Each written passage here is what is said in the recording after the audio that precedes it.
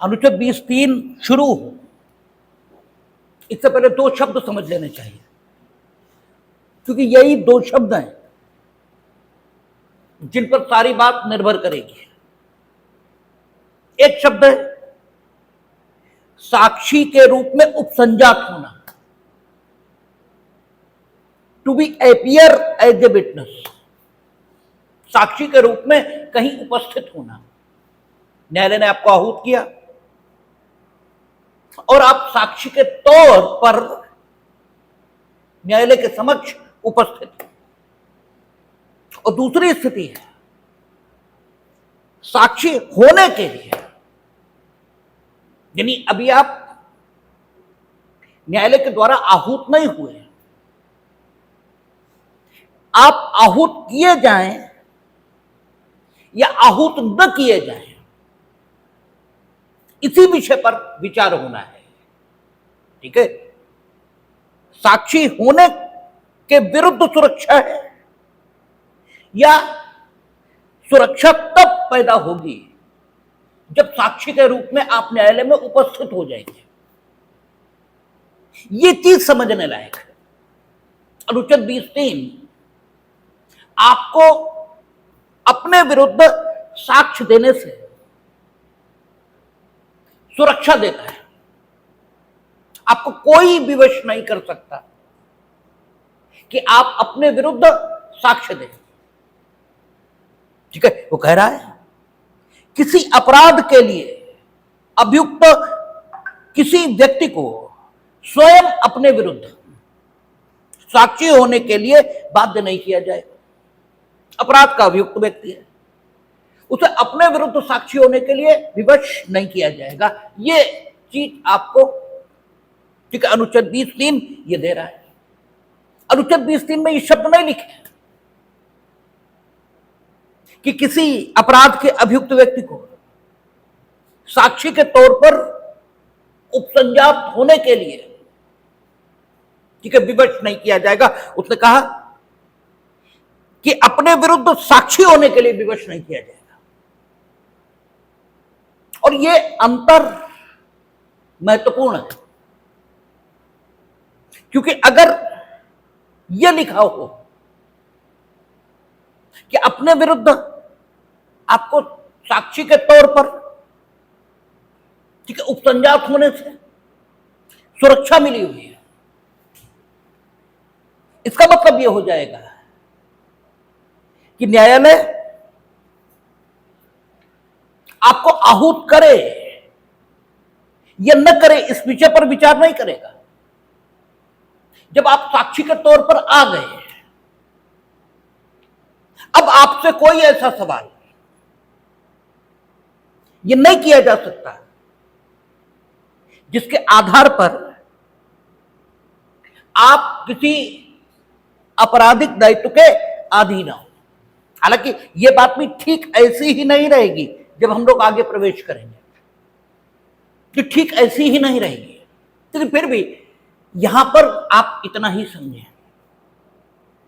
और आपको साक्षी होने के लिए विवश नहीं किया जा सकता, इसका मतलब न्यायालय ने अभी आपको आहुति नहीं किया है। यह वो व्यक्ति जो आपसे साक्ष्य प्राप्त करना चाहता है, उसने अभी आपसे पूछताछ शुरू ही नहीं की है, और अनुच्छेद 20(3) की सुरक्षा आपको मिल गई है। मीनिंग देयरबाय वो आपसे पूछताछ शुरू कर ही नहीं सकता। अनुच्छेद 20(3) यह कह रहा है कि वो आपसे पूछताछ शुरू कर ही नहीं सकता, और अगर आपको पूछताछ शुरू करने की धमकी वो दे रहा है कि हम आपसे पूछताछ करेंगे, तो you may move before the supreme court और हाई कोर्ट। आप उच्चतम न्यायालय या उच्च न्यायालय की सुरक्षा ये प्राप्त कर सकते हैं। क्यों? आपको अपने विरुद्ध साक्षी होने के विरुद्ध सुरक्षा प्राप्त है। और अगर यह कहा गया होता है कि साक्षी के रूप में उपसंजात होने से आपको सुरक्षा मिली हुई, तो दो बातें हो जाती हैं। एक तो इस सुरक्षा का विस्तार केवल तभी होता जब मामला न्यायालय में पहुंच जाता, क्योंकि साक्ष्य, ये भारतीय साक्ष्य अधिनियम के अंतर्गत उस कथन को कहा जाएगा जो न्यायालय की अनुमति से या न्यायालय की अपेक्षा के मुताबिक जांचाधीन विषय के संबंध में न्यायालय में किया जाएगा। इसका अर्थ यह होता है कि अनुच्छेद 20(3) केवल उस दशा में काम करता है जब मामला विचारण पर आ जाता और न्यायालय आपको साक्षी के तौर पर आहूत कर देगा, और आहूत करने के उपरांत जब आपसे कोई ऐसा सवाल होता है जो कि आपके विरुद्ध साक्ष्य की श्रेणी का माना जा सके,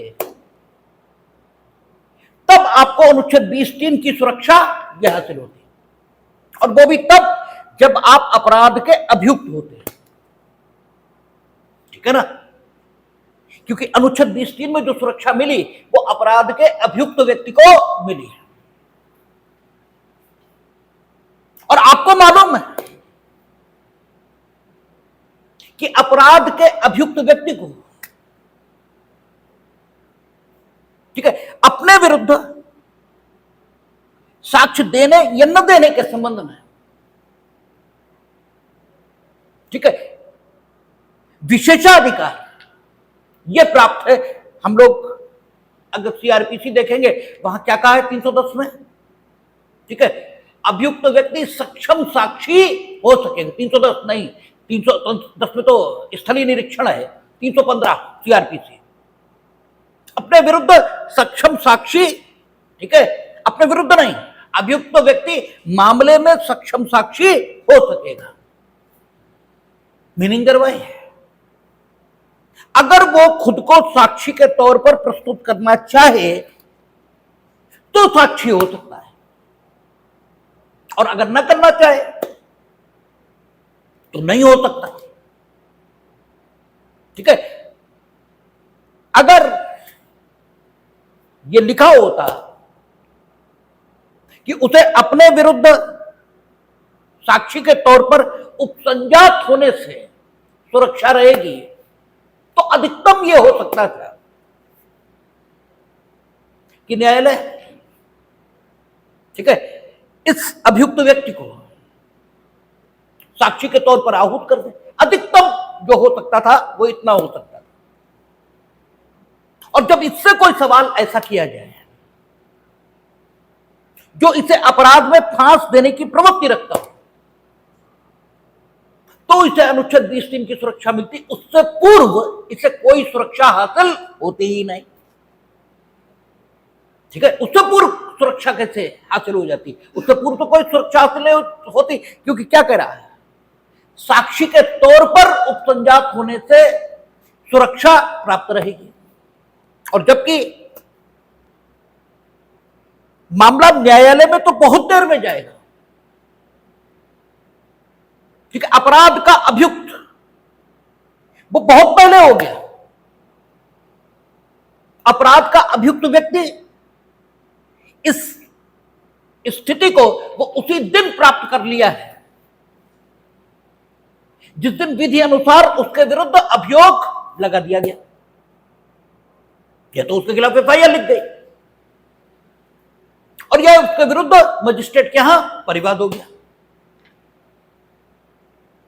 और अगर टू बी अ विटनेस, आप देखें अनुच्छेद 20(3) क्या कह रहा है, no person accuse of any offence shall be compelled to be a witness against himself. ठीक है, अगर टू बी अ विटनेस की जगह यह लिखा हो to be appear as a witness, तो होगा क्या? तब तो होगा ये कि पुलिस एफआईआर लिखने के बाद अभियुक्त को गिरफ्तार करेगी और उससे थर्ड डिग्री मेथड्स ये इस्तेमाल करके, ठीक है, जो जानकारी हासिल करना चाहेगी वो जानकारी हासिल करेगी, ठीक है। और तब इस सुरक्षा का कोई अर्थ ये रही नहीं जाएगा। ये सुरक्षा क्यों दी गई इस पर आगे बात करेंगे, ठीक है। लेकिन जिस लिए भी दी गई हो, कोई तो कारण हो गई कि ये सुरक्षा दी गई। अननेसेसरी तो ये सुरक्षा मिली नहीं, तो सुरक्षा देने का कोई कारण हो, लेकिन इस सुरक्षा का कोई मतलब नहीं बचेगा, क्योंकि आपने शब्द क्या लिख दिया है, to be appear as a witness. और अपीयरेंस एज ए विटनेस ये तभी होगी जब मामला न्यायालय के समक्ष पहुंच जाएगा, और न्यायालय के समक्ष बहुत लेट जाएगा मामला। उससे पहले पुलिस या बहुत सारी स्टेजेस होंगी जिनसे मामला गुजरेगा, और उन सब स्थितियों में व्यक्ति को सुरक्षा मिलनी चाहिए। इसलिए यहां पर शब्द लिखे गए टू बी ए विटनेस, ठीक है। आपको अनुच्छेद 20(3) ये सुरक्षा दे रहा है कि यदि आप किसी अपराध के अभियुक्त हैं तो, यानी ये चीज भी मार्क करने लायक है कि अनुच्छेद 20(3) में सुरक्षा किसी साक्षी को नहीं मिली है, अपराध के अभियुक्त व्यक्ति को मिली है, ठीक है। क्या कहा उसने? उसने कहा किसी अपराध के अभियुक्त व्यक्ति को स्वयं अपने विरुद्ध साक्षी होने के लिए बाध्य नहीं किया जाएगा। अपराध का अभियुक्त व्यक्ति, इसे बाध्य नहीं किया जाएगा, अन्य सबको किया जाएगा। यानी आप किसी क्रिमिनल ट्रायल में एज ए विटनेस प्रोड्यूस हुए हो, एज ए विटनेस अपीयर हुए हो, और आप सोचो आपको यह सुरक्षा मिली हुई 20 दिन की, तो आपको 20 दिन की कोई सुरक्षा नहीं मिली हुई है, क्योंकि उसने ये कहा है कि 20 दिन की सुरक्षा तभी आपको प्राप्त होगी जब आप किसी अपराध के अभियुक्त व्यक्ति हैं। अगर आप अपराध के अभियुक्त व्यक्ति नहीं है तो आपको 20 दिन की सुरक्षा नहीं। हां, ये ठीक है। इंग्लैंड और अमेरिका, वहां यह सुरक्षा उस व्यक्ति को भी हासिल है जो साक्षी के तौर पर आहूत हुआ। वहां शब्द क्या प्रयोग हुआ? No person shall be compelled to be a witness against himself, ठीक है। No person shall be compelled to be a witness against himself। इसका मतलब यह हो गया कि किसी भी व्यक्ति को अपने विरुद्ध साक्षी होने के लिए कभी विवश नहीं किया जाएगा। इसका मतलब न तो सिविल प्रोसीडिंग में विवश किया जाएगा, न क्रिमिनल प्रोसीडिंग में विवश किया जाएगा, किसी भी प्रोसीडिंग में, क्योंकि कहता है no person shall be compelled to be a witness against himself. जो कार्रवाई है उसके नेचर पर कोई शब्द इसमें है ही नहीं। कार्रवाई चाहे सिविल प्रकृति की हो, कार्रवाई चाहे दंडिक प्रकृति की हो, और ना ही अभियुक्त की, ना ही उस साक्षी की हैसियत, इसके बारे में कोई बात नहीं। वो अक्यूज है, वो मामले का पक्षकार है, यह सिर्फ साक्षी है, इससे भी कोई लेना देना नहीं। और इस रूप में हमारे यहां 20(3) दुनिया में जो अन्य देश हैं उन्होंने जो सुरक्षा दी है उससे भिन्न रूप में सुरक्षा ये 20(3) हमारे देश में प्रदान करता है। हमारे यहां कहा कि अगर आप अपराध के अभियुक्त व्यक्ति हैं तो इसका मतलब आपका स्टेटस अपराध का अभियुक्त व्यक्ति इसका होना चाहिए। और आपको सुरक्षा काहे के लिए मिली? आपको विवश नहीं किया जाएगा अपने ही विरुद्ध साक्षी होने से। ठीक है, अब सवाल यह है कि अगर आपको अपने विरुद्ध साक्षी होने के लिए विवश कर दिया गया,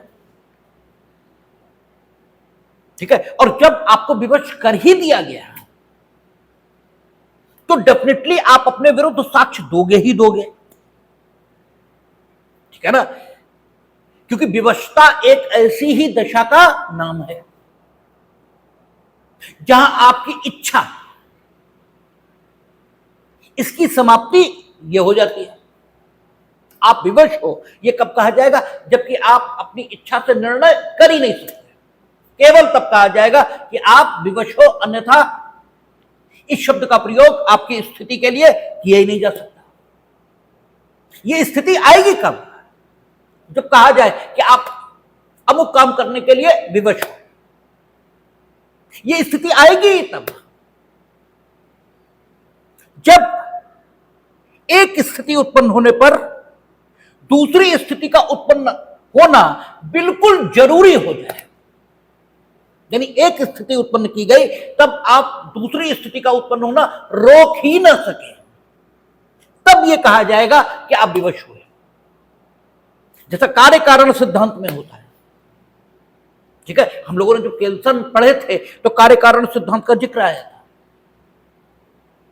ठीक है, कार्य कारण सिद्धांत का मतलब क्या हुआ? आपने कारण उपस्थित किया, काम अपने आप होगा।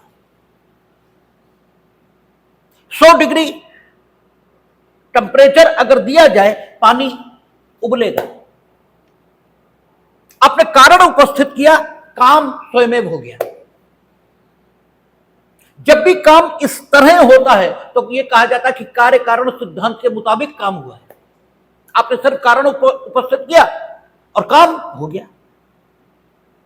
जब कारण उपस्थित करने पर भी काम न हो, ये जब कारण उपस्थित करने पर भी काम के होने या न होने की संभावना दोनों बनी रहे, ठीक है, तब यह कहा जाता है कि यदि काम हुआ तो कृपा से हुआ, और यदि काम नहीं हुआ तो भाग्य से नहीं हुआ। ठीक है ना, क्योंकि काम का होना या न होना यह कारण के उपस्थित करने पर नहीं है। आप लाख कारण उपस्थित करो, फिर भी काम होगा इसकी कोई गारंटी है ही नहीं। तो ऐसे ही है कि अगर आपको विवश किया गया है किसी भी काम को करने के लिए, इसका मतलब यह हुआ कि ऐसी स्थिति पैदा हुई है कि उसके बाद विवश करने वाला जो चाहता है वो होगा ही होगा। अगर इस बात की संभावना रहे कि जिसने विवश किया है उसका चाहा गया होगा या नहीं होगा,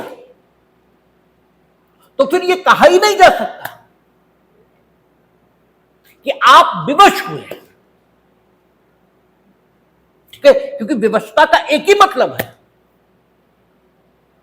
कि जिसने विवश किया है उसने जैसे ही आपको उस स्थिति में रखा जिसे आप विवशता की स्थिति कहते हो, वैसे ही आपकी इच्छा ये पूरी तरह खत्म हो गई। अब आप सिर्फ उसकी इच्छा पूर्ति के उपकरण बन गए। अब आपकी स्वयं की कोई इच्छा नहीं है। केवल इसी दशा को आपकी विवशता की दशा ये कहा जा सकता है, इसके अलावा विवशता की अन्य कोई दशा हो ही नहीं सकती। अब 20(3) देखें। 20(3) कहता है कि अगर कोई व्यक्ति किसी अपराध का अभियुक्त है तो उसे अपने विरुद्ध साक्षी होने के लिए विवश नहीं किया जाएगा। लेकिन अगर कोई आपको अपने ही विरुद्ध साक्षी होने के लिए विवश करने ही लगा, ठीक है, कोई आवश्यक तो नहीं कि विवश नहीं किया जाएगा, ये सिर्फ लिख दिया जाएगा तो दुनिया के सारे लोग आपको विवश न करें ये बात मानना शुरू कर देंगे, ये कोई जरूरी तो नहीं। हां, ये ठीक है कि नॉर्मली जो सोसाइटी में लोग होते हैं उनका नेचर लॉ अबाइडिंग होता है और यही कानून व्यवस्था की सफलता का आधार भी है, क्योंकि आप कोई कानून बनाते हैं, समाज के 80% लोग तो कानून के बनते ही उसका पालन आरंभ कर देते हैं। और जो रियलिस्टिक विचार के लोग हैं उनमें हैगर स्ट्रॉम, ठीक है, एक विचारक है, ठीक है, हैगर स्ट्रॉम ने जो कहा था वो ये कहा था कि शब्दों में जादुई प्रभाव होता है। उन्होंने ये कहा था कि पता नहीं क्यों जिस चीज का आप कारण नहीं जानते उसी को जादू कहा जाता है, उसी को जादू कहते हैं जिसके होने का कोई कारण आप नहीं जानते हैं। तो हैगर स्ट्रॉम जब इस प्रश्न पर विचार करते हैं कि आखिर ऐसा होता ही क्यों है कि एक कानून बना, अर्थात एक बात एक निश्चित प्रक्रिया से कहे भर दी गई, संसद के एक सदन में आई, बहुमत से पारित हुई, संसद के दूसरे सदन में गई, बहुमत से पारित हुई, राष्ट्रपति ने हस्ताक्षर किए, बस। इस सारी प्रक्रिया में ऐसी कौन सी जादुई बात है कि जैसे ही वो पास होकर शासकीय राजपत्र में प्रकाशित की जाती है देश के 80% लोग उसका पालन आरंभ कर देते हैं बिना कारण। तो इस प्रक्रिया का आखिर कारण क्या है? हैगर स्ट्रॉम जब इस प्रश्न पर विचार करते हैं तो वो कहते हैं ये जादू है। वो कहते हैं शब्दों में जादुई प्रभाव होता है, ठीक है, शब्द जादू का प्रभाव रखते हैं। जब आपकी प्रशंसा किसी ने की तो आपको कोई मिठाई तो नहीं खिलाती, आखिर आप प्रसन्न क्यों हो गए? जब किसी ने अपमान किया तो किसी ने लाठी तो नहीं मारी, आप दुखी क्यों हो गए? तो हैगर स्ट्रॉम शब्दों के जादुई प्रभाव के बारे में बात करते हैं। खैर, वो रियलिस्टिक विचारक है, स्कैंडिनेवियन विचारधारा के प्रतिनिधि हैं, तो वो एक अलग बात है। लेकिन ये सही है कि समाज में 80% लोग कानून का पालन करते हैं और यही कानून और व्यवस्था की सफलता का आधार है। पुलिस या दंडिक न्याय व्यवस्था ये कानून की सफलता का आधार नहीं है, ठीक है। दंडिक न्याय व्यवस्था इसके कारण से कानून का पालन समाज में होता हो ऐसा बिल्कुल ही नहीं है। 80% लोग चोरी इसलिए नहीं करते क्योंकि वो चोरी को गलत काम मानते हैं, इसलिए नहीं कि उन्हें 3 साल सजा होने की संभावना है, ऐसा करता ही नहीं है। और जो 10-20% लोग हैं जो नहीं मानते हैं उनके लिए दंड की व्यवस्था ये निर्धारित होती है। तो ये सही है कि अगर हम 20(3) में ये लिख देंगे कि किसी अपराध के अभियुक्त व्यक्ति को अपने विरुद्ध साक्षी होने के लिए विवश नहीं किया जाएगा, तो वे लोग जो साक्ष्य के संकलन में रुचि रखते हैं, अब ये बहुत प्रवेश नहीं कर रहे हैं 20(3) में, हम सामान्य बात करें, वे सारे लोग जो किसी आपराधिक प्रकरण में साक्ष्य के संकलन में रुचि रखते हैं, वे सारे लोग या उनमें से अधिकांश लोग 20(3) की वर्जना 20 दिन के रेस्ट्रिक्शन के कारण किसी अपराध के अभियुक्त व्यक्ति को, अर्थात जिस पर अपराध को करने का आरोप लगाया गया होगा, उसे अपने विरुद्ध साक्षी होने के लिए विवश नहीं करेंगे। ठीक है, मान लिया। क्योंकि अधिकांश लोग कानून का पालन अपने आप करते हैं और इस आशा के सहारे हम ये मान सकते हैं कि वे लोग जो किसी आपराधिक प्रकरण में साक्ष्य के संकलन में रुचि रखते हैं, वे डेफिनेटली किसी अपराध के अभियुक्त व्यक्ति को अपने विरुद्ध साक्षी होने के लिए विवश नहीं करेंगे। लेकिन सारे लोग अगर इतने ही अच्छे हो जाएं कि कानून भर बना देने से वे गलत कामों से रुक जाएं, ठीक है, तो फिर दांडिक न्याय व्यवस्था या न्यायपालिका की कोई जरूरत बचेगी ही नहीं। ठीक है, हालांकि अरस्तु इसी विचार का है। अरस्तु ने विधि की उपदेशात्मक भूमिका देखी है, प्लेटो भी इसी विचार का है। अरस्तु प्लेटो दोनों विधि की उपदेशात्मक भूमिका देखते हैं। वो लोग ये कहते हैं कि आदमी बुरा करना नहीं चाहता, वो तो मालूम ही नहीं है कि अच्छा क्या है। और एक जो राजा है, प्लेटो राजा की कल्पना करता है और अरस्तु कानून की कल्पना करता है। ठीक है, वो कहता है, प्लेटो अरस्तु दोनों, कि आदमी बेसिकली जानता ही नहीं कि उसके लिए क्या अच्छा है, इसलिए वो गलत काम कर रहा है। अगर उसे ये बता दिया जाए कि क्या अच्छा है, तो फिर वो बुरा करेगा ही नहीं। ठीक है, इसलिए वो लोग विधि की उपदेशात्मक भूमिका देखते हैं, क्योंकि जो अच्छा है उसी को कानून कहते हैं। ठीक है, जो नेचुरल लॉ फिलोसफर्स हैं, जो अच्छा है आदमी के लिए वही कानून है, और उसी को जो अच्छा है राजा के द्वारा या तत्कालीन व्यवस्था के द्वारा देश के कानून के तौर पर अधिनियमित कर किया जाना चाहिए, ऐसा प्लेटो और अरस्तु की मान्यता है।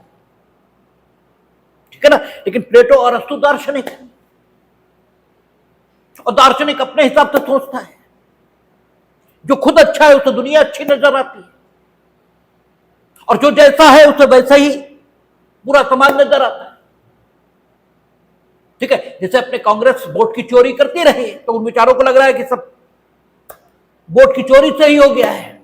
और देखिए कितनी मजेदार बात है, चुनाव आयोग ने कहा एफिडेविट दो और कंप्लेंट करो, लेकिन ये याद रखना कि अगर एफिडेविट दिया और झूठा निकला तो फिर आपके खिलाफ क्रिमिनल लिटिगेशन लिखेगा। तो मान्यवर ने एफिडेविट देने से इनकार कर दिया, और संसद ने रोज विभिन्न प्रकार के आरोप लगाए। क्यों? संसद में विशेषाधिकार है, संसद में कही गई किसी बात के लिए कोई कानूनी कार्रवाई हो ही नहीं सकती। तो चूंकि जानते हैं कि हम तो झूठी बोल रहे हैं, ठीक है, इसलिए शिकायत तो करेंगे नहीं, आने एफिडेविट करो, शिकायत, इन्वेस्टिगेशन होगा। और अगर झूठ पा लिया गया, और झूठ तो पाया ही जाएगा क्योंकि बोल ही झूठ रहे हो, ठीक है ना, तो मुकदमा लिखेगा, और फिर जितने क्रांतिकारी हैं सब जेल में नजर आएंगे। और एक बार मानानी में कन्विक्शन सुप्रीम कोर्ट तक हो ही चुका, तो हाई कोर्ट तक तो हो ही गया, सुप्रीम कोर्ट में चल रहा है। ठीक है, तो सवाल यह है, इसलिए एफिडेविट नहीं देंगे, शिकायत नहीं करेंगे, और जनता ये बात जानती नहीं, जनता को तो ये मालूम ही नहीं है, ठीक है, कि एफिडेविट क्यों नहीं दिया जा रहा है। जनता को समझ में नहीं आ रहा, बता रहे हमने तो संविधान की शपथ ली है। अरे भाई, तो एफिडेविट दे दो, एफिडेविट दो, शिकायत करो, एफआईआर लिखो।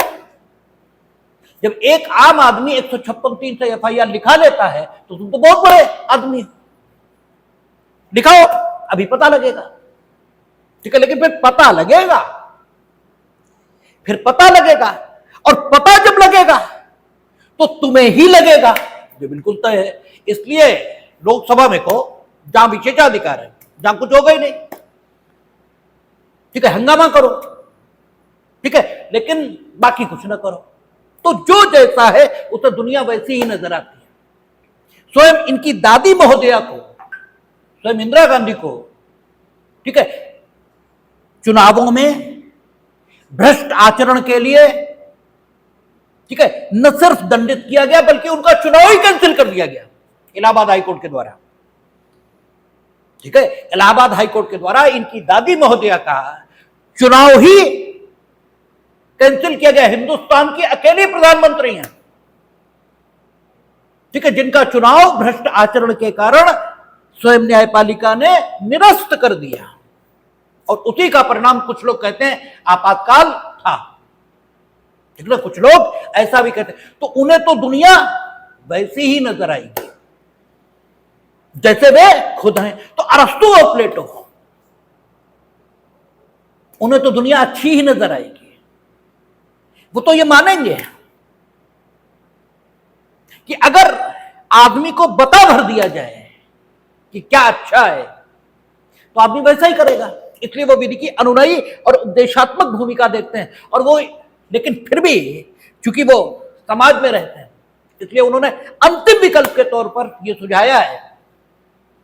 हम लोगों ने जूरिस्प्रूडेंस में पढ़ा था, नेचुरल स्कूल ऑफ लॉ में, कि जब समझाने बुझाने के प्रयास विफल हो जाए तब विधि की भूमिका दंडात्मक होनी चाहिए, ठीक है ना, तब दंडात्मक भूमिका होती है।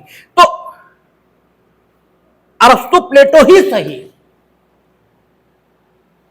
लेकिन ये सब स्वीकार करते हैं कि केवल कानूनों में लिख देने भर से आशयित परिणाम प्राप्त नहीं होंगे, या अपेक्षित परिणाम प्राप्त नहीं होंगे, और इसी वजह से विधियों में उपचारों की व्यवस्था की जाती है, अधिकारों की भी और उपचारों की भी।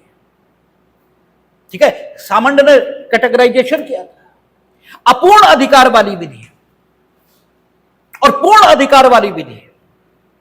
सामंत ने कहा था कि कुछ विधियां ऐसी हैं जो अपूर्ण अधिकार देती हैं, और अपूर्ण अधिकार में उसने क्या कहा था, अपूर्ण अधिकार से मतलब है अधिकार तो देती हैं, उपचार नहीं देती हैं, अधिकार देती हैं, उपचार ये नहीं होंगे। और जहां अधिकार और उपचार दोनों हैं वो विधियां पूर्ण अधिकार की विधि है। ठीक है, तो अपूर्ण अधिकार और पूर्ण अधिकार, इसका एक कैटेगराइजेशन हाफील्ड के साथ हम लोगों ने सामंत का देखा था जूरिस्प्रूडेंस में। तो आप देखेंगे तो अक्सर पूर्ण अधिकार की विधि अधिकार प्लस उपचार दोनों देते हैं। यहां कहा उसने कि किसी अपराध के अभियुक्त व्यक्ति को अपने विरुद्ध साक्षी होने के लिए विवश नहीं किया जाएगा। अब ठीक है, जिन लोगों की रुचि एक आपराधिक प्रकरण में साक्ष्य के संकलन में है, वे अगर ठीक लोग होंगे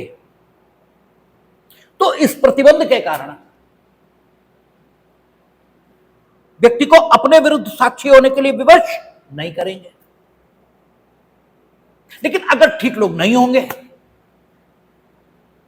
तो वो इस प्रतिबंध के बावजूद व्यक्ति को अपने विरुद्ध साक्षी होने के लिए विवश करेंगे। ठीक है, कोई ऐसा तो होगा नहीं कि वो विवश करें और ये कॉन्स्टिट्यूशन ऑफ इंडिया उड़े और उनके हाथों में बंध जाए और उन्हें विवश करने से रोक दे, ऐसा तो कुछ होगा नहीं। तो वो विवश करेंगे, ठीक है ना, विवश करेंगे।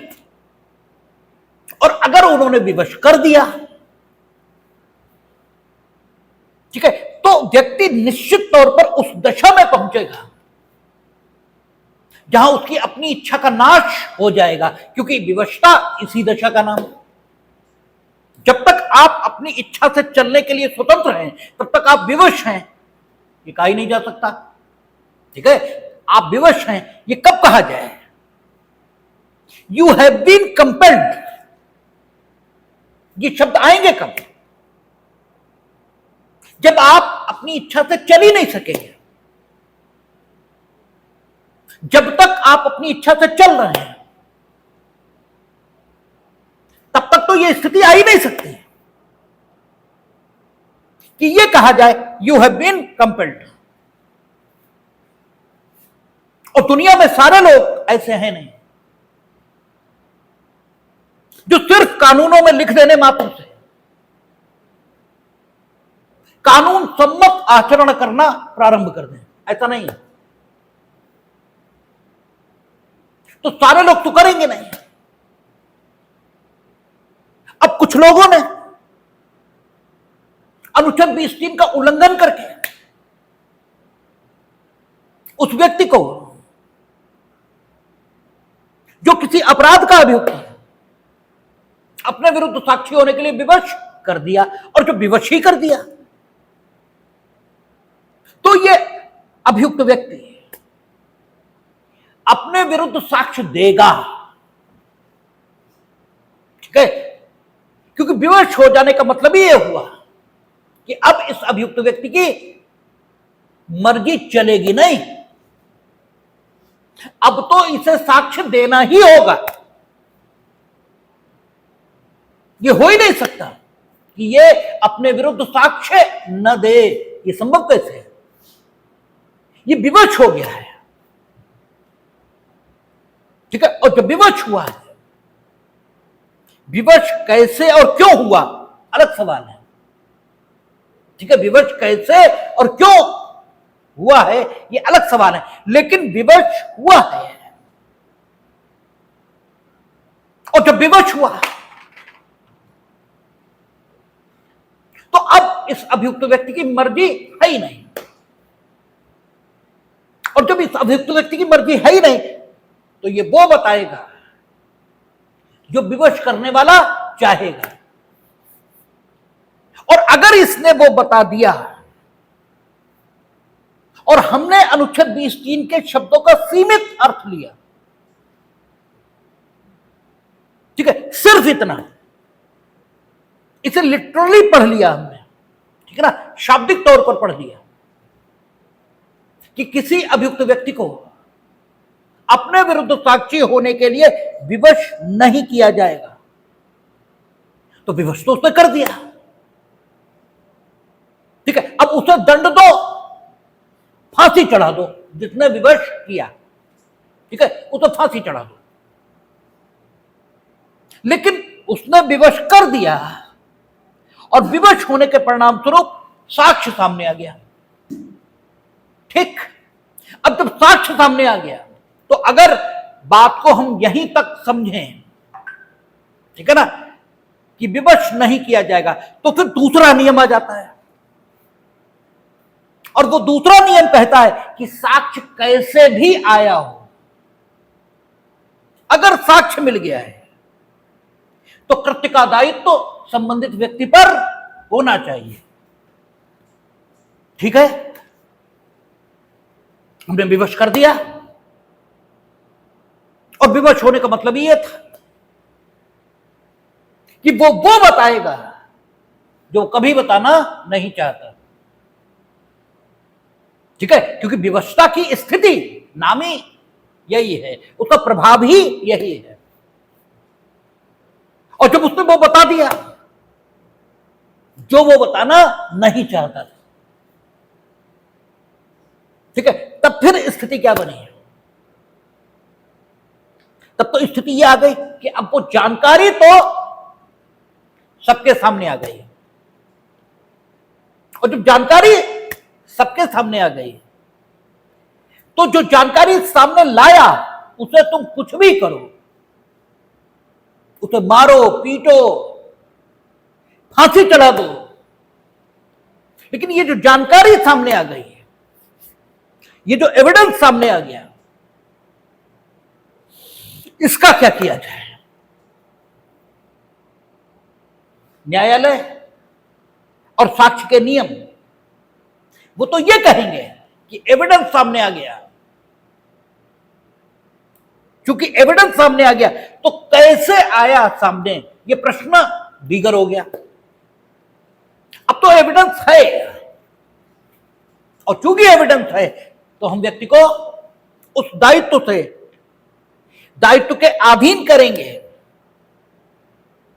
जिस दायित्व के संबंध में कार्य करने का आरोप संबंधित व्यक्ति पर लगा हुआ है। ठीक है, और अगर ऐसा हुआ तो अनुच्छेद 20(3) का मतलब क्या रह गया? ठीक है, इस लाइन का क्या अर्थ रह गया है कि किसी व्यक्ति को अपने ही विरुद्ध साक्षी होने के लिए विवश नहीं किया जाएगा। इसका क्या मतलब बचा? भाई हमने तो विवश कर दिया, साक्ष्य सामने आ गया, उस साक्ष्य का उपयोग हो गया, व्यक्ति अपने ही द्वारा दिए गए साक्ष्य के आधार पर दंडित हो गया। ठीक है, तो जब अपने ही द्वारा दिए गए साक्ष्य के आधार पर दंडित हो गया तो 20(3) में लिखो या न लिखो, हम इसे ओढ़े बिछाएं, आखिर क्या करें? इसका तो कोई मतलब नहीं बचा, ये तो किसी प्रैक्टिकल यूज का नहीं बचा। ठीक है, अब यहीं पर चर्चा कर लेते हैं कि आखिर ये सुरक्षा मिली क्यों कि आपको अपराध के अभियुक्त व्यक्ति होने के कारण से, ठीक है, अपने विरुद्ध साक्ष्य देने के लिए विवश नहीं किया जाएगा। इसके 3 कारण। पहला, व्यक्ति जब तक दोषी सिद्ध न हो जाए तब तक वो निर्दोष है, ये माना जाएगा। क्यों माना जाएगा, इस पर चर्चा हमने कई बार की। ये कोई आपकी कृपा नहीं है कि आप माने ले रहे हैं, ये माना जाना चाहिए, इसलिए माना जाएगा। हम ये कल्पना नहीं कर सकते, और अगर करेंगे तो झूठ है कि व्यक्ति जब पैदा हुआ था तब वो चोर था। हम ये भी कल्पना नहीं कर सकते कि वो मर्डरर था। हम यही मानेंगे कि वो निर्दोष पैदा हुआ था, और ये मेरी मान्यता नहीं है, यही सत्य है कि वो निर्दोष आया था। और जब निर्दोष आया था तो वो निर्दोष ही है, माना ही जा सकता है। ठीक है, जो मान्यता हो सकती है वो मान्यता क्या हो सकती है कि पानी ठीक वैसा ही है जैसा पानी बना था, माना यही जा सकता है। अगर कोई कहता है कि पानी प्रदूषित है तो उसे बताना होगा कि उसने ये कैसे जाना कि पानी प्रदूषित है। मान्यता तो यही हो सकती है कि पानी एकदम ठीक है। ऐसे व्यक्ति के बारे में मान्यता यही हो सकती कि वो बिल्कुल निर्दोष है, जैसा ईश्वर क्या से आया था वैसा ही है।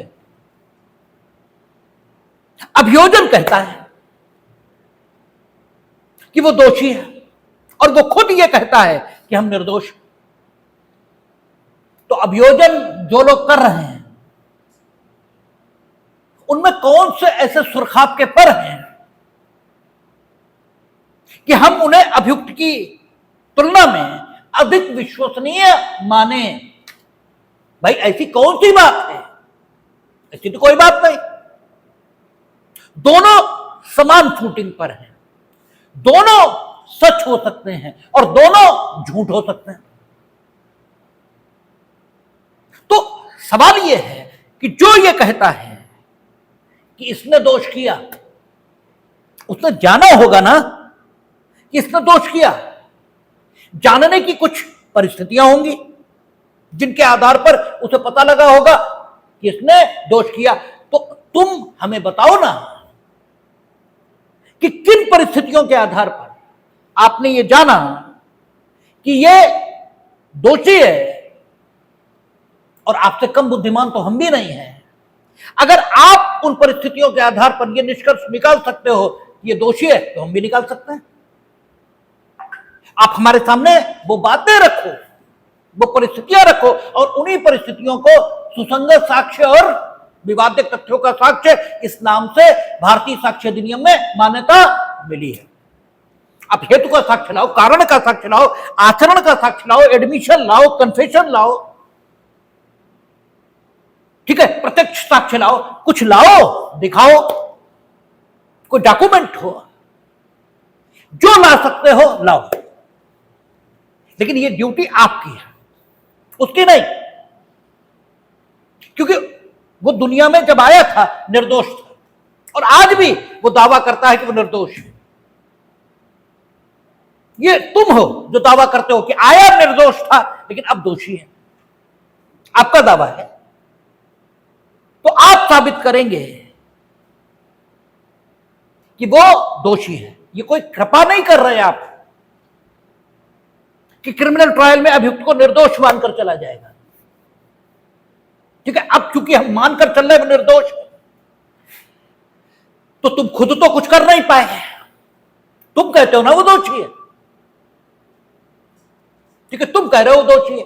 तो तुम अगर ये कह रहे हो कि वो दोषी है, तो तुम्हारे पास जानकारी होनी चाहिए कि तुम्हारे इस कथन का क्या आधार है, ठीक है। जिस क्षण तुम किसी को दोषी कह रहे हो, उसी क्षण तुम्हारे पास जानकारी होनी चाहिए कि तुम्हारे पास ये कहने का क्या आधार है कि वो दोषी है। यदि तुम्हारे पास एविडेंस होना चाहिए उसके दोष का, ठीक है। और अगर 20-3 ना हो, सोचिए नहीं है 20-3,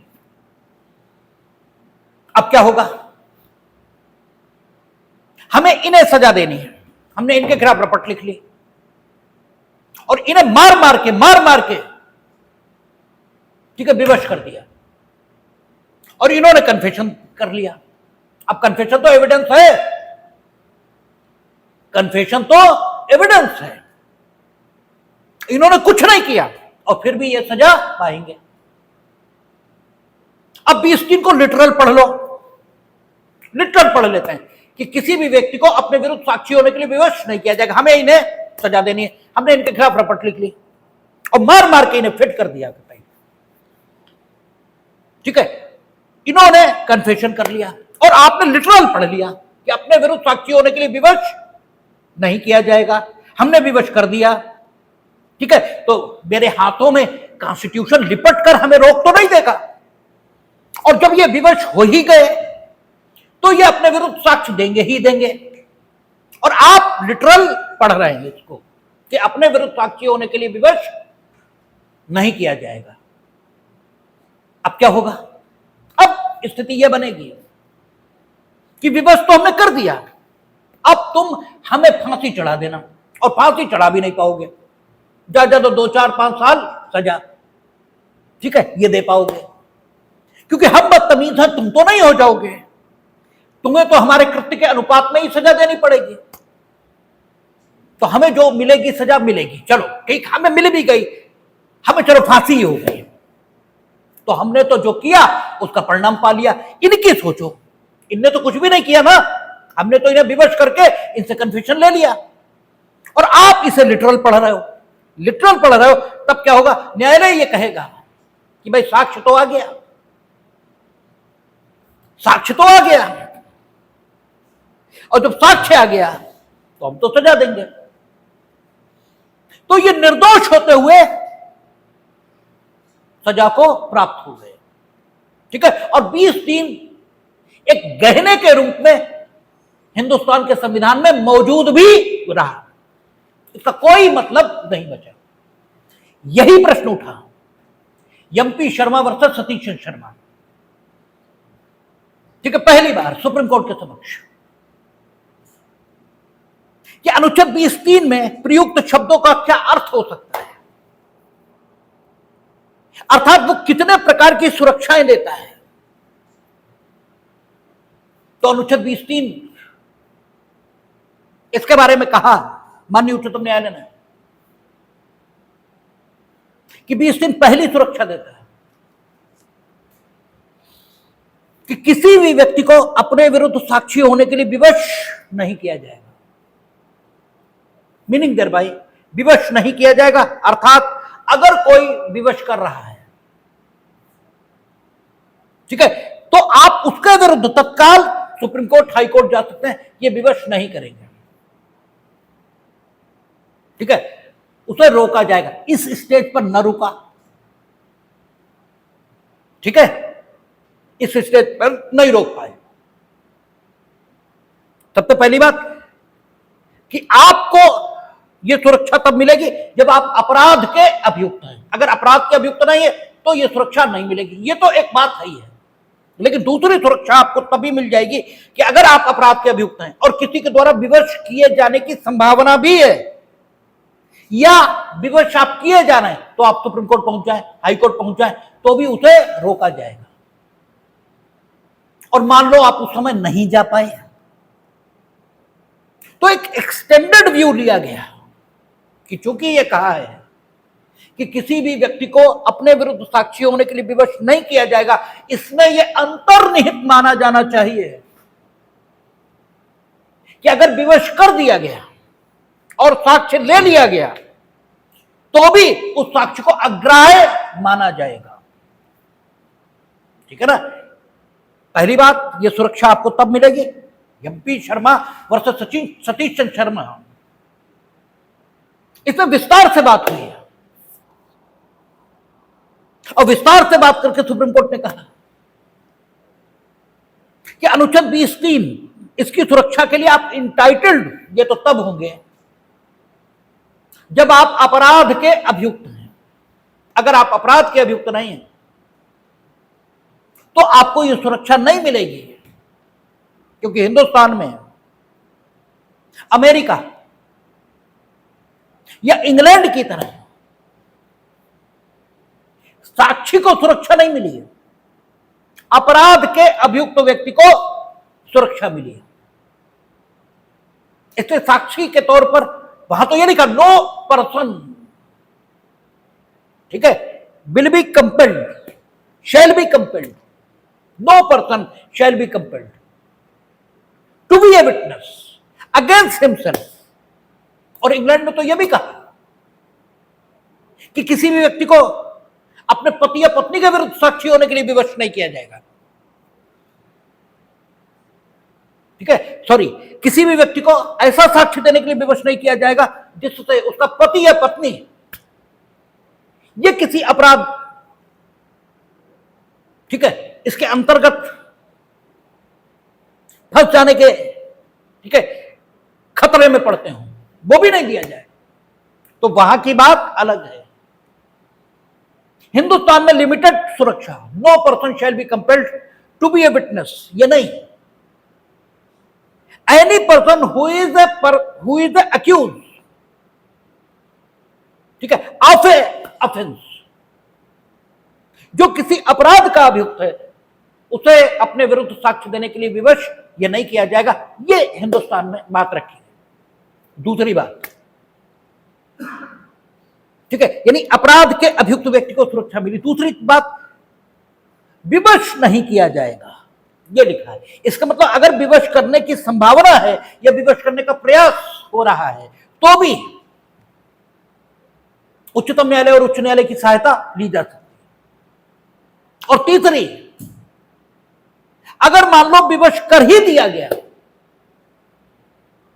तो अनुच्छेद 20(3) के शब्द प्रभावी हो सके, इसके लिए अनुच्छेद 20(3) में यह शामिल माना जाना चाहिए कि इस प्रकार से कंपेल्ड टेस्टिमनी, इस प्रकार से विवश करके जो साक्ष्य प्राप्त किया जाएगा वो अग्राह्य होगा। यद्यपि यह बात लिखी नहीं है, लेकिन जो कुछ लिखा है उसका सहज और स्वाभाविक परिणाम यही होना चाहिए, अन्यथा 20(3) केवल एक सजावट की वस्तु बनकर 20, ठीक है, हिंदुस्तान के संविधान में रह जाएगा, उसका कोई मतलब नहीं बचेगा। तो हिंदुस्तान में जो सुरक्षा मिली वो अपराध के अभियुक्त व्यक्ति को किस बात के खिलाफ? दो बातों के खिलाफ, उसे विवश नहीं किया जाएगा अपने विरुद्ध साक्षी होने के लिए, और तीसरी, अगर कर दिया गया तो विवश करके जो प्राप्त किया जाएगा उसे साक्ष्य के तौर पर नहीं दिया जा सकेगा। ये किसमें कहा? MP Sharma versus Satish Chandra Sharma. अब सवाल यह है साक्ष्य, ये किसे माने? क्योंकि उसने ये कहा कि अपने विरुद्ध साक्षी होने के लिए विवश नहीं किया जाएगा। अब दो अर्थ हो सकते हैं। अपने विरुद्ध साक्षी होने के लिए विवश नहीं किया जाएगा अर्थात उसे अपने विरुद्ध बोलने के लिए विवश नहीं किया जाएगा कि मेरे प्रश्न का उत्तर दो, और नहीं दोगे तो ये करेंगे। एक साक्षी होने के लिए विवश नहीं किया जाएगा, यह अर्थ इसका हो सकता है। दूसरा अर्थ हो सकता है कि तुम्हारे घर पर वो जो किताब रखी है वो हमें लाकर दो, ठीक है, और नहीं लाके दोगे तो हम तुम्हें मारेंगे, वो लाके दो, ठीक है। हम आपको विवश कर रहे हैं। अच्छा देखिए, विवश कितने तरीकों से किया जा सकता है वो भी नंदिनी सतपथी के केस में जस्टिस कृष्णा अय्यर ने बताया है, और वो ना भी बताते तो भी विवश करने के वे सारे तरीके होते ही हैं जो जस्टिस कृष्णा अय्यर ने बताए थे। और अगर वो विवश करने के तरीके न होते तो जस्टिस कृष्णा अय्यर बताते भी नहीं, और अगर जस्टिस कृष्णा अय्यर बता भी देते और वो वास्तव में विवश करने के तरीके न होते तो सिर्फ इसलिए कि वो जस्टिस कृष्णा अय्यर ने बता दिए हम उन्हें विवश करने का तरीका मान भी नहीं लेते, ठीक है। लेकिन विवश करने का सबसे प्रचलित तरीका मारपीट ही है, इसलिए जब विवश करने की बात चलती है तो मारपीट का उदाहरण ले लिया जाता है। अन्यथा विवश सिर्फ मारपीट से किया जाएगा, ये ठीक है, ऐसा होता भी नहीं और ऐसा है भी नहीं। विवश करने के अनेकों तरीके हैं और किसी भी ढंग से आपको विवश किया जा सकता है। तो यह कहा अपराध के अभियुक्त व्यक्ति को अपने ही विरुद्ध साक्ष्य देने के लिए विवश नहीं किया जाएगा। तो अपने विरुद्ध साक्ष्य देने में क्या क्या इंक्लूड माने? अगर हम आपसे कह रहे हैं हम आपके फिंगरप्रिंट लेंगे, डीएनए प्रोफाइल के लिए हम आपके बाल लेंगे, आपको डीएनए प्रोफाइल के लिए बाल चाहिए होते हैं, नाखून चाहिए होते हैं, ठीक है, इन्हीं सारी ऐसी चीजें चाहिए होती हैं जिन्हें लेने से आपको कोई कष्ट होगा ही नहीं। बाल तो रोज कटवाते हो, नाखून काट देते हो, ठीक है, यही चीजें चाहिए डीएनए प्रोफाइल के लिए, ठीक है। हम आपसे वो मांग रहे हैं और आप कह रहे हो कि हमने तो अपने विरुद्ध साक्ष्य देने के लिए विवश किया ही नहीं जा सकता, हम तो देंगे ही नहीं, ठीक है ना भाई। हमें अपने विरुद्ध साक्षी होने के लिए विवश नहीं किया जा सकता, हम अपने बाल देंगे ही नहीं, कर लो कुछ, और हम अपने नाखून भी नहीं देंगे क्योंकि हमें अपने विरुद्ध साक्षी होने के लिए विवश नहीं किया जा सकता। आपके कब्जे में एक डॉक्यूमेंट है। अब डॉक्यूमेंट दो प्रकार के हो सकते हैं। एक डॉक्यूमेंट जो आपने नहीं लिखा, आपने नहीं लिखा है, लेकिन उस डॉक्यूमेंट में ऐसी चीजें हैं जिनसे यह प्रदर्शित होता है कि विवादित तथ्यों का निर्णय इस या उस पक्ष में होना चाहिए, ठीक है ना। जो मुकदमे के फैक्ट इन डिस्प्यूट हैं, ठीक है, मुकदमे में जो तथ्य विवादित हैं उन्हें एक पक्ष या दूसरे पक्ष में निर्णित किया जाना चाहिए। ऐसे तथ्य उस डॉक्यूमेंट में लिखित हैं और वो डॉक्यूमेंट आपने भी नहीं लिखा। जैसे वंशावली रखी है आपके घर में, तुमने तो नहीं तैयार की, वंशावली तो पूर्वजों से आ रही और आप अमुक पूर्वज के उत्तराधिकारी होने का दावा ये कर रहे हो, और दूसरा कहता तुम अमुक पूर्वज के उत्तराधिकारी नहीं हो, और अमुक पूर्वज के उत्तराधिकारी होने के आधार पर करोड़ों की जायदाद का फैसला ये होना है, ठीक है। अब रिलीवेंट फैक्ट है वो, ठीक है ना, वो फैक्ट रिलीवेंट है। अब सवाल ये है वो डॉक्यूमेंट मिलना चाहिए, वो तुम्हारे पोजीशन में है, ठीक है। हम तुम्हें अपने ही विरुद्ध साक्षी होने के लिए विवश नहीं करेंगे। डॉक्यूमेंट तो जो है उसमें तुमने तो कुछ नहीं लिखा, वो तो दूसरे के द्वारा तैयार है, लेकिन है तुम्हारे पोजीशन। हम तुम तो कह रहे बोला, तुम कह रहे अपने विरुद्ध साक्षी होने के लिए हमें विवश ही नहीं किया जा सकता, हम तो डॉक्यूमेंट देंगे नहीं। अब दूसरा डॉक्यूमेंट है जिसमें तुमने ही कुछ लिखा है, और उसमें जो कुछ लिखा है वो भी विवादित तथ्यों का इस या उस तरफ निर्णय करने के लिए पर्याप्त है, और इस डॉक्यूमेंट को हमने मांगा। अब भी तुम कह रहे हो कि हमें अपने विरुद्ध साक्षी होने के लिए विवश नहीं किया जा सकता। इन दोनों स्थितियों में तुम्हारा दावा उचित है, ये दोनों में अनुचित है, या एक में उचित है एक में अनुचित है, यह तय होना चाहिए। ठीक है ना? अपने विरुद्ध साक्ष्य देने में, अपने विरुद्ध साक्षी होने के लिए आपको विवश नहीं किया जाएगा, यह लिखा है भाई। अपने विरुद्ध साक्षी होने के लिए विवश नहीं किया जाएगा, तो हमें सोचना यह पड़ेगा कि साक्षी कितने प्रकार से साक्षी हो सकता है, अर्थात साक्षी कितने प्रकार से साक्ष्य दे सकता है। भाई आपने क्या कहा? उसने कहा किसी अपराध के अभियुक्त व्यक्ति को अपने ही विरुद्ध साक्षी होने के लिए विवश नहीं किया जाएगा। तो आप कितने तरीके से साक्षी हो सकते हैं, यह प्रश्न उठ रहा है ना। आप दस्तावेज प्रस्तुत करते हैं तो भी आप साक्षी होते हैं, आप मौखिक साक्ष्य देते हैं तो भी आप साक्षी होते हैं। ठीक है? आप अपने शरीर की कोई सामग्री, बायोलॉजिकल मटेरियल ये दे रहे हैं तो भी आप साक्षी हैं अपने विरुद्ध, ऐसा कहा जा सकता है। हम आपसे कह रहे हैं कि शिनाख्त करवाइए, अपनी आइडेंटिफिकेशन कराइए, तो भी ये कहा जा सकता है कि आपको अपने विरुद्ध साक्षी होने के लिए विवश किया जा रहा है। ठीक है ना? इन सारी स्थितियों में कहा जा सकता है कि आपको अपनी विरुद्ध साक्षी होने के लिए विवश किया जा रहा है। अब सवाल यह है कि आपको अपने विरुद्ध साक्षी होने के लिए विवश नहीं किया जाएगा, इन शब्दों का अगर लिबरल इंटरप्रिटेशन कर लें, जो कॉन्स्टिट्यूशन के इंटरप्रिटेशन की परंपरा है, तो ये सारे तरीके इन शब्दों के अंतर्गत आ गए कि आपको अपने ही विरुद्ध साक्षी होने के लिए विवश नहीं किया जाएगा। इसका मतलब आपको किसी भी डॉक्यूमेंट को प्रस्तुत करने के लिए नहीं कहा जा सकता। ठीक है? आपको कोई बायोलॉजिकल मटेरियल देने के लिए नहीं कहा जा सकता,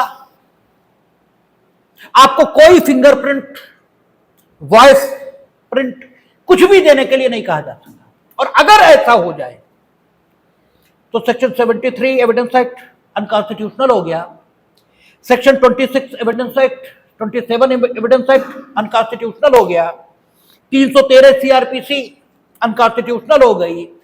ठीक है? There are so many sections, सब अनकॉन्स्टिट्यूशनल हो गए।